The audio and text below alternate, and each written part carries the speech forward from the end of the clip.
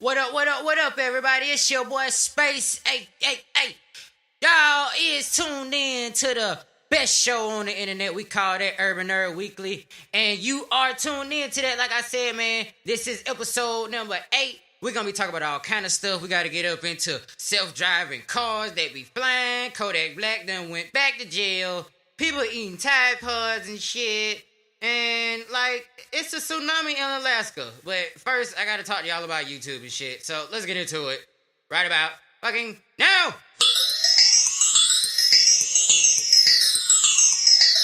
Hey, yo, Slack Kids, the bell about to ring, man. Let's go!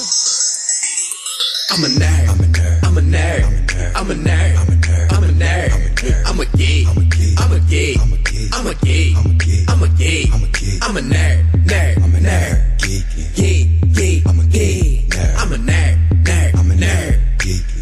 Geek. I'm a nerd. Super hella geeked up. Yeah, from my feet up. What's happening, y'all? Welcome to Urban Nerd Weekly. I'm so glad you tuned in, man. I've been checking the stats on the show lately, man. Y'all really been showing your boy some love. Y'all got me floating on cloud 9 right now. Like, y'all don't even understand. This is something I ain't had in a minute. I'm loving the numbers y'all showing me. You know what I mean? Y'all really is tuning in and listening. If you haven't been tuning in, it's your first time, you know, definitely you could subscribe to Urban Nerd Weekly on iTunes, Google Play, Stitcher, TuneIn, Blueberry, Spreaker, everywhere. I'm working on Podbean and I'm working on Libsyn, but literally everywhere else. YouTube, check me on YouTube. The episodes of Urban Nerd Weekly are up on YouTube. And of course, my favorite way for you to subscribe is to just go to spacewashere.com, SPAYCEWUZHERE.com. And you can just subscribe right up at that top right corner. Or is it left?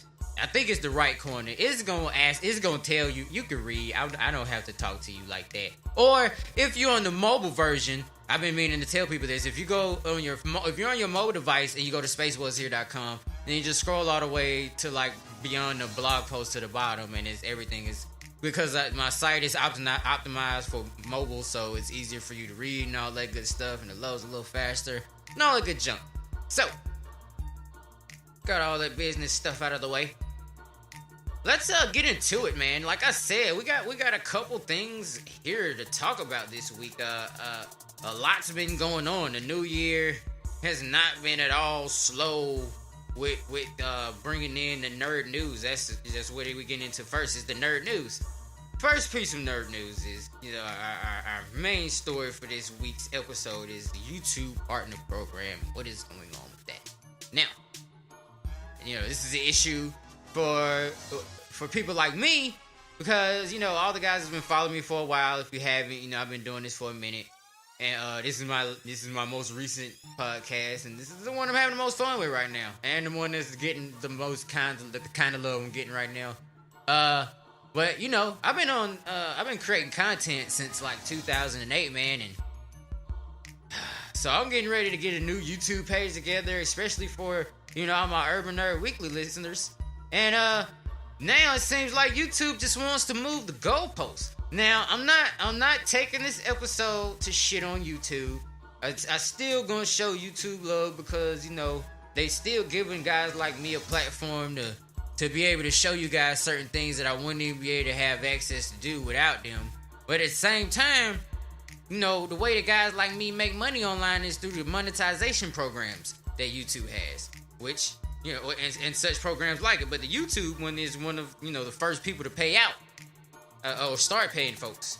And, you know, the way it used to be, you get 10,000 views over the lifetime of your channel, then you could be considered for monetization in the YouTube program. Okay? Or the YouTube partner program. That's what they call it. So, as of recently, they've changed things up a bit, and now you have to have 4,000 hours of watch time within the last 12 months and 1,000 subscribers. And yeah, I mean, there's a lot of little bitty things that have changed too behind the scenes, but like they're doing this new little stuff. Like you can't put links any old where in the video like you used to. Like it sucks too because I've been having a YouTube hiatus since like 2013. Like ever since I did 15 minutes of fame, and I got all the what I could from that. I didn't create any more new content outside of the parodies really. So I wasn't doing any YouTube videos or anything. And I've been really planning on this big YouTube comeback and, ready to try to get back on the YouTube circuit. And now it seems like I'm going to have to put in a lot more work, which I'm willing to do because, I'm going to create content regardless. But, I got to put in a lot of work now because 4,000 hours of watch time, that's a lot of time. That's 240,000. Wait. Is that how you say that? 240,000. I don't know why I didn't know if that's how you said that correctly. Anyway, that's 240,000 minutes of watch time and 1,000 subscribers, which is not like I gotta do that type of thing because that was gonna be a goal at some point for me anyway. I just thought I was gonna start seeing a little money for it before I got to that point. However, things do change, and a lot of smaller YouTubers. You think I'm bitching right now? A lot of smaller YouTubers, because they might have, like some people are just getting accepted into the partner program. A lot of small YouTubers, they're gonna be kicked out of the program, and will lose monetization benefits as well as access to other special partner perks and abilities and such. Beginning of February 2018. Which is, that definitely makes it harder to be a partner. And, YouTube has released a statement in their blog for creators and advertisers. And, I'm going to read you just the part that, I feel like is prevalent to the story right now. This will allow us to significantly improve our ability to identify creators who contribute positively. See, that's my West Side Atlanta accent trying to come out right now. I'm trying to read all proper like shit. But creators who contribute positively to the community and help drive more ad revenue to them and away from bad actors. These higher standards will also help us prevent potentially inappropriate videos from monetizing, which can hurt revenue for everyone. Now, if you are sort of kind of, if you're one of my YouTube internet type of nerds, you kind of already have some idea of what's been kind of going on in the YouTube community lately with the whole Logan Paul thing. You know what I mean? And a little earlier, because that was last year, and a little earlier in last year, the whole PewDiePie incident where we found out this guy that was making all these awesome video game run-throughs and stuff that was supposed to be great for our little sisters and brothers and nieces and nephews and sons and daughters to be able to watch him do his little video game run-throughs. And then we find out he is a racist, anti-Semite motherfucker. And then, of course, Logan Paul, this fella here, he decides that he's going. I'm sure it's a lot of people that saw this, so this isn't brand news to a lot of people. But for all my listeners who probably haven't heard, who might not have heard about this, this Paul Logan guy, he makes a YouTube video where he goes to Japan, and in Japan he goes to Japan's suicide forest, where people actually go to commit the act of suicide. And the thing was, he's being very, immature and kind of laughing about the subject matter throughout the video. And he actually had on camera in the YouTube video, it was not edited out. There was a dead body from someone who had killed themselves in the suicide forest. And he just basically totally made fun of that shit. Like, he's being a huge kind of a dick about it. I mean, I try not to judge people. I don't know what kind of experiences in life Logan Paul might have went through. I don't know, whatever. But, suicide, that's definitely not a laughing matter unless you're a comedian that's talking about their own failed attempts at suicide to some degree. Now, you were laughing and making jokes about, and then not to mention you were kind of being an asshole in general about how Japanese culture is. And you even admitted the video that you know how big of a deal respect is, and you really go through the video disrespecting motherfuckers. Like, really? They could have killed your ass, and YouTube would have just let them have you, bruh.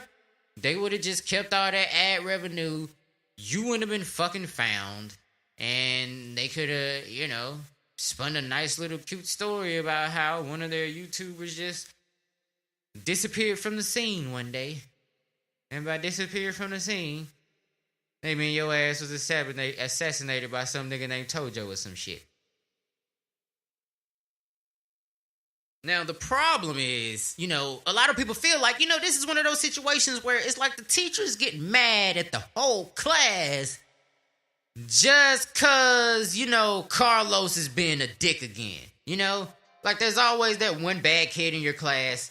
And for today's Urban Nerd Weekly episode, the bad kid in your class name is Carlos. Carlos is a fucking asshole. Carlos is that motherfucker when y'all get up and get ready, it's lunchtime, and y'all gotta get in a single file line. Carlos that one motherfucker who wanna sit there and play around and shit and jump on the desk and get up slow and don't want to get in line. He want to change positions in the line. Bitch, it's lunchtime. This is what the fuck I showed up today for. Don't fuck this up for me, nigga. And Carlos always fuck it up. Because every time Carlos fuck up, the teacher always say, all right, until y'all can get in a straight line, and I mean all the way straight line, we not going nowhere.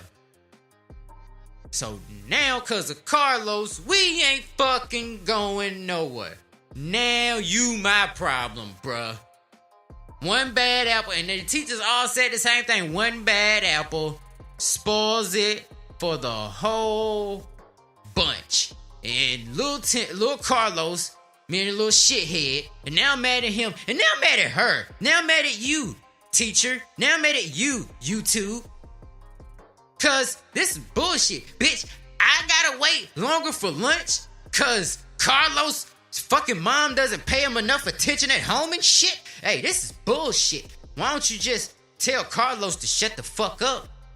We can all go eat lunch and we'll help you deal with this shit later. Alright? But no, we all gotta suffer. And then of course, YouTube starts trying to drop facts, quote unquote, about, trying to defend themselves but not look like they're defending themselves, but they totally defending themselves. Like, okay, here, 99% of channels, like they're basically saying that they're cool with doing this because 99% of the channels affected made less than $100 a year last year within the last 12 months, and 90% of the channels affected earned less than $2.50 in the last month. Okay, so look, I get it. You saying, y'all boys ain't really moving that work anyway, so we just gonna let y'all do y'all thing, and then when y'all come up in the game a little bit, you know what I'm saying, we might let y'all serve on our block, you know what I'm saying? But until then, we ain't really trying to fuck with you like that. Which is this some real gangster shit, bro. Like, I'm not expecting that from you, YouTube, at all. That's why I came to social media, YouTube, and content creation to get away from the lure of the streets selling dope and easy pussy and shit.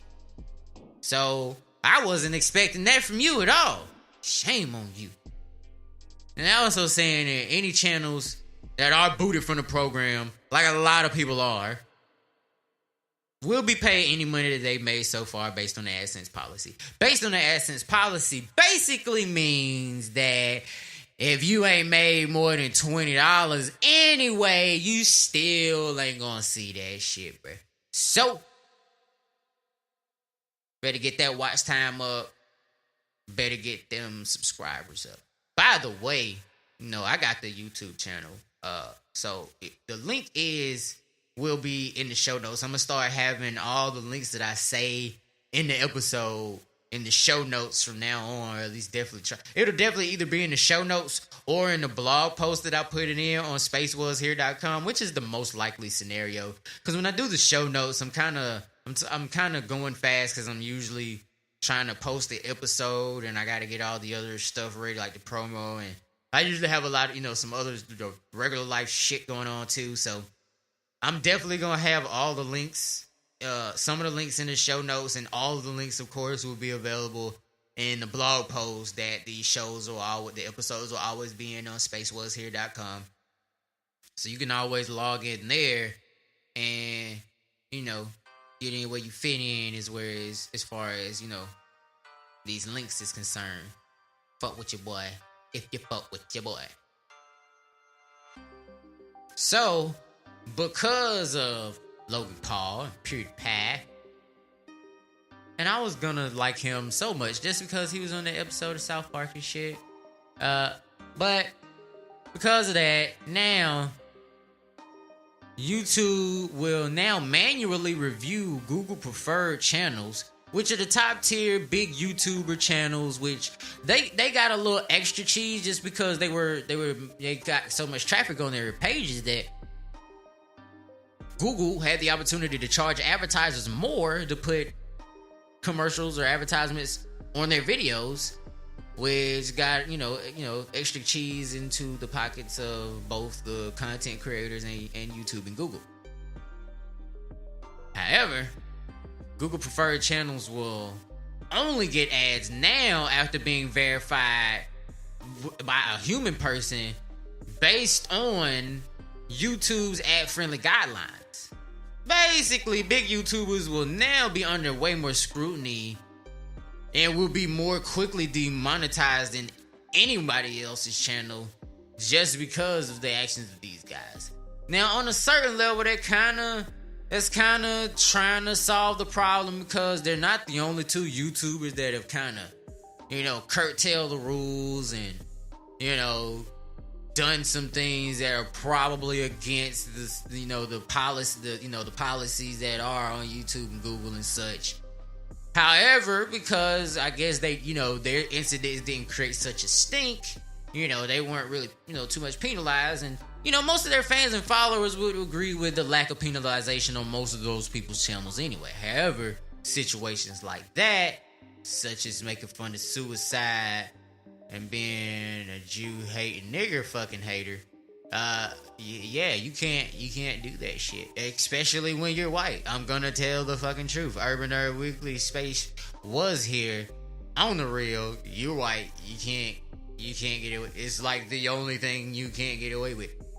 In America, you can do all kinds of fucked up shit as a white person, but you don't get to fucking brag about it. That's the deal.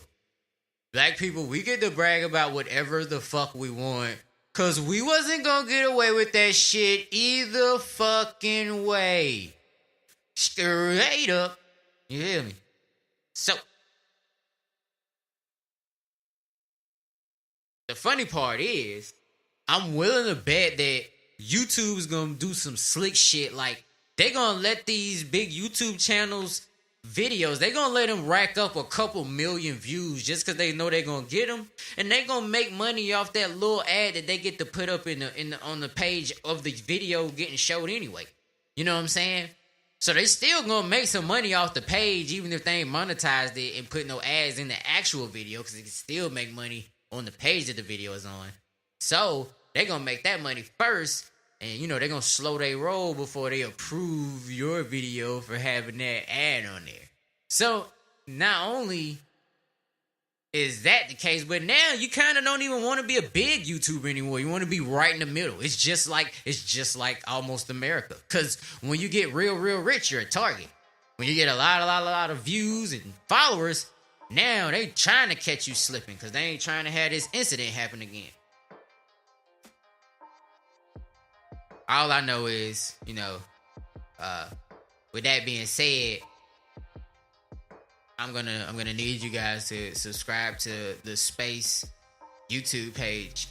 And first off, I would need like 100 subscribers so they could give me a URL, bro. See, I'm from the old school YouTube where when you made a YouTube page, you just got to pick a URL, bro. I'm talking about 05, 04, 06. Wait, what? Not 04. 05, 06 shit. 08 shit, my nigga. I done had like 3 YouTube pages, and I got to pick the URL for all of them. And now, since, I'm trying to get back on my grind and shit, I gotta dance for the URL. So, help your boy dance for his URL. I need 100 subscribers on the YouTube page. And this is the Spayce YouTube page. I'm not even gonna create a whole separate page for Urban Nerd Weekly just because y'all already know I'm the host of Urban Nerd Weekly. I'm gonna have like certain playlists for Urban Nerd Weekly stuff on the page, and just for the Urban Nerd Weekly fans to check out. Then if you guys just so happen to like all the other stuff I got coming on there, you can check that out too. You know what I'm saying? And plus I got a website. I don't know if you heard about spacewashere.com or not, but shit's real out here, bro.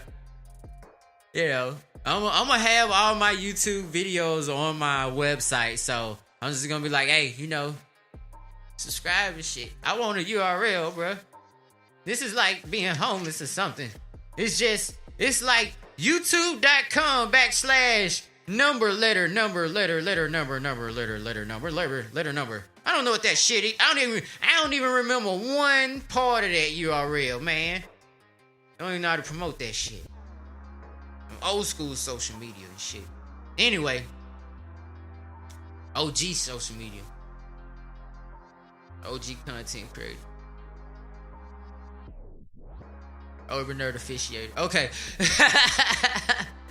Alright. So on to our next little topic of discussion here, man. Fucking flying cars, bruh.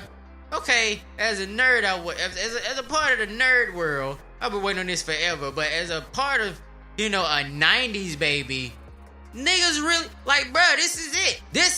I'm gonna call my sister today. This is the shit in a couple, bruh, 2020. Soon, we got the video on the phone. I remember wanting that, and I remember wanting flying cars. So, either the world is about to end or all of my dreams is about to come true. I don't know which one. But we in the future, bruh. We about to be the fucking Jetsons. This is that shit fucking 8-Ball and MJG was talking about, my nigga, like, for real. Infinite space age. Everybody's high. Even the nigga making the weed laws, apparently. Cause he's saying he's making crazy shit illegal. Illegal.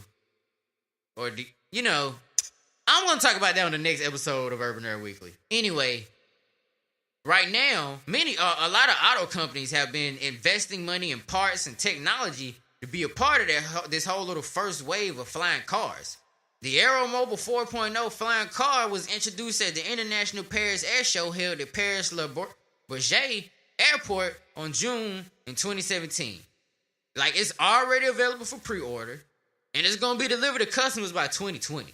Like, Toyota even seems pretty confident in their standards in the game because they saying, they up for having something to do with lighting the Olympic torch that's gonna be held in Tokyo in 2020. So, like, they already having, like, I think these companies already have a solid date in mind. Like, this is real.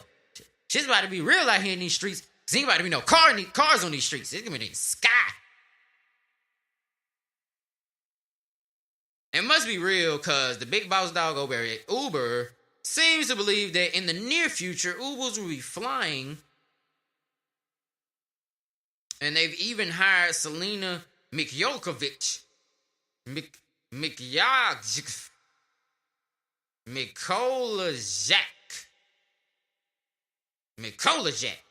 Selene Mikolajic, the senior manager for battery pack development, aka the lead battery expert at Tesla motherfucking Motors,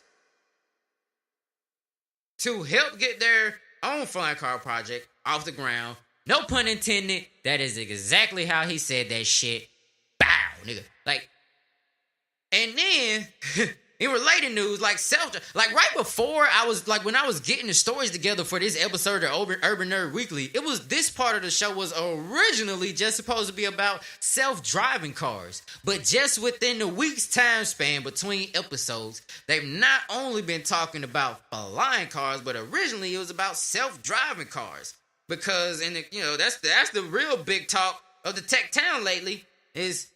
And I'm not the only person that's seeing the whole, like, already in my imagination, I can see flying auto-driven cars on the Facebook timeline already, bro. That's Instagram right there. Boom. Scroll up. Niggas got Lambo doors on flying cars. Like, the Uber CEO actually expects self-driving cars to be picking up passengers within the next 10 years. So if they already thinking that they're going to have flying cars as a regular commodity by 2020, and they already expecting to have self-driving cars within the next 10 years, and it's going to be nothing to have a self-driven flying fucking car. Udacity, which is the self-driving car experts, have actually just recently, like literally as in 3 hours before the recording of this episode, opened up applications for a flying car nano degree program. They're already ready to teach people how to work on cars that drive themselves and fly. Like, that's insane. Like, is my mind the only one? Blah, blah, blah. Like, for real. Like, and it's like... For all my OG nerds out there, you know who Marty McFly and the Doc is from Back to the Future trilogy. Like, they were way ahead of their time. Or either that or the writers of the movie were fucking psychics. Because not only did they predict flying cars, but they also predict one of the makers. The CEO and chief designer of DeLorean, as in the DeLorean, is a real person. And he is working on the DR-7 project, which will eventually be one of the first flying cars. Now, keep in mind, these cars will, this DeLorean won't have the same design as the one for the movie, but from the designs I've seen online, it's gonna be fly as fuck. And it's gonna be really cool because the DeLorean in particular is gonna operate on a VTOL, which means vertical takeoff and landing system. Like a spaceship was here. Hey, woo! Space was here. Like, I don't think y'all understand. Like, the game is changing, bro. Like, bro, who bitch ain't fucking in the fucking flying fucking mini spaceship box Chevy type shit, bruh. Like big fucking, like fuck big rims, bruh. Y'all ain't riding high. We are flying, bitch. We literally fly high. No lie. Stay rolling. Bowling. Like, when spaceship pull up on MLK with a spaceship, like, I don't think y'all understand. When spaceship pull up to West Georgia University in the spaceship, when Spayce pull up to your mama house in the spaceship, bumping the Pokemon theme song. Woo! They gonna hate when they look on Instagram, and they gonna hate when they come home and they see like a nigga walk out their house pushing his glasses up, looking for Pokemon in his yard. Right after I just fucked your bitch because I had a spaceship, nigga. Oh, Lord. I'm retarded. Alright, so, to cap that all off, you know what I'm saying? Flying cars that drive themselves, like, insane. One of the other things I want to talk about, on my Tune Junkie shit right now, that was our nerd news for the week. On my Tune Junkie shit though, I've been checking out a lot of hip hop news lately, and your boy Kodak Black is back in jail again, my nigga. Like, damn. And this shit crazy because he actually recorded the feds raiding his spot on his live stream. Like, we saw him bust in. So first of all, okay, I know this is like so inappropriate for the subject matter, but all I'm saying is, well, Kodak is one of them niggas. He gets to say whatever the fuck he wants in his songs, cause I mean, this nigga's living this shit like this. He on some Chief Keef, like Gucci Mane type shit. Like, this nigga just got arrested on live stream, nigga. Like, damn. You know what I'm saying? Like, it's crazy, you know. And some more hilarious hip hop news. I don't know who decided to go to their basement, get a shovel, and go dig up this fucking old ass 50 Cent and Ja Rule beef.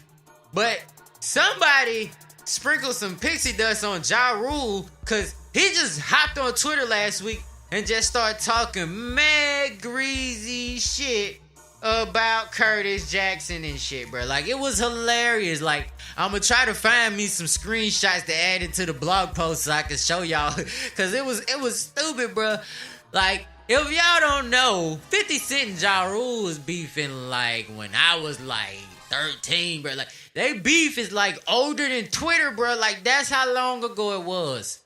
They beef predate the fucking medium that they use to talk about this shit.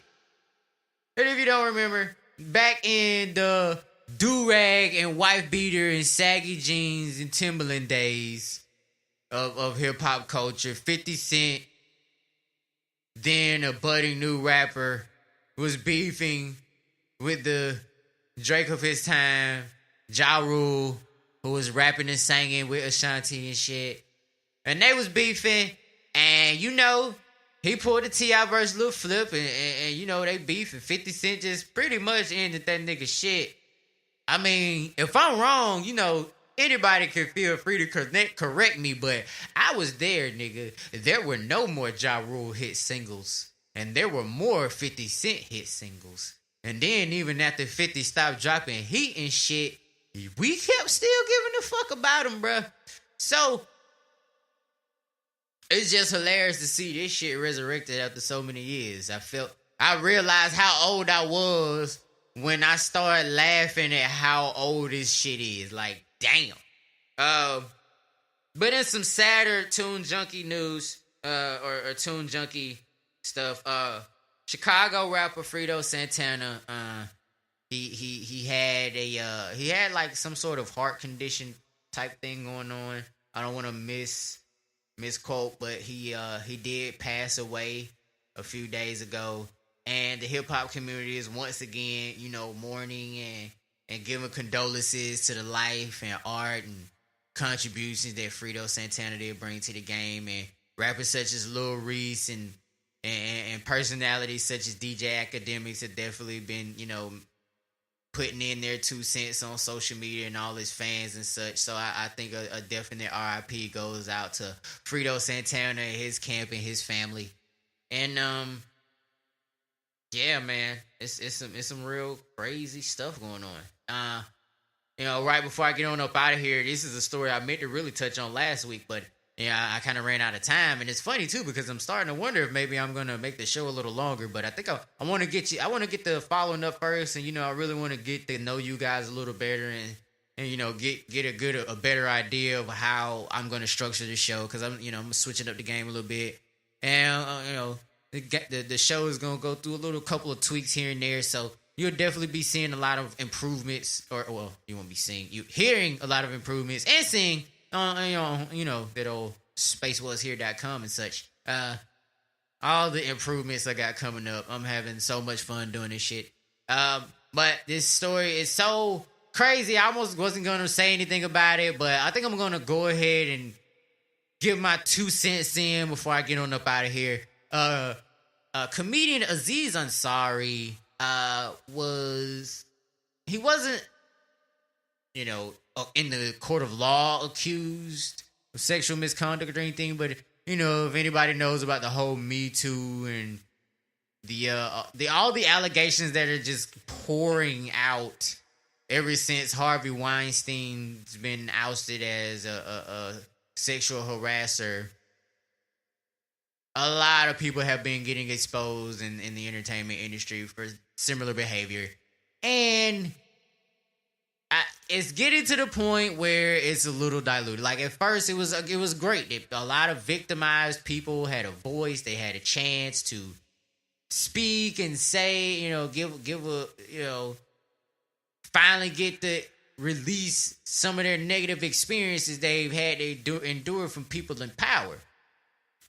But now, this whole Aziz Ansari one is not so much so as what she made it seem like he was really in the wrong. But when you read what she's saying about him in the article, and even in different versions of the way I've heard the story, it really just seems more like a very bad dating experience. Like maybe he was into some freaky shit that she wasn't really into.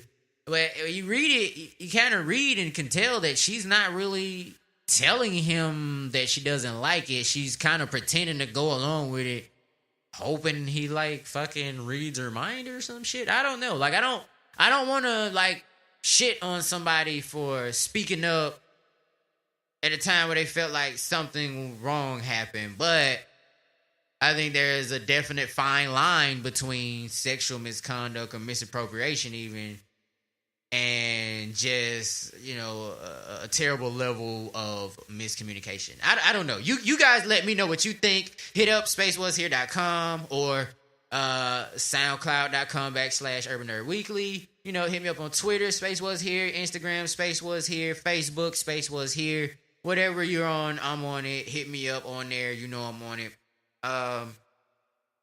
And like I said, I'm just like there's literally no, I'm not even posting huge numbers and stuff like that, but you guys are really, like if I could show you my stats, you guys have really been showing me love and giving me consistent listens and, just spread the word about Urban Nerd Weekly, man. Whether it's because you really fuck with Spayce or you really like the show or, you liked all my content that I used to drop and, you really hoping I'm getting back on the scene to drop some more stuff. Just support Urban Nerd Weekly, man. Tell a friend to tell a friend. The thing is, see, Spayce was here, but now I'm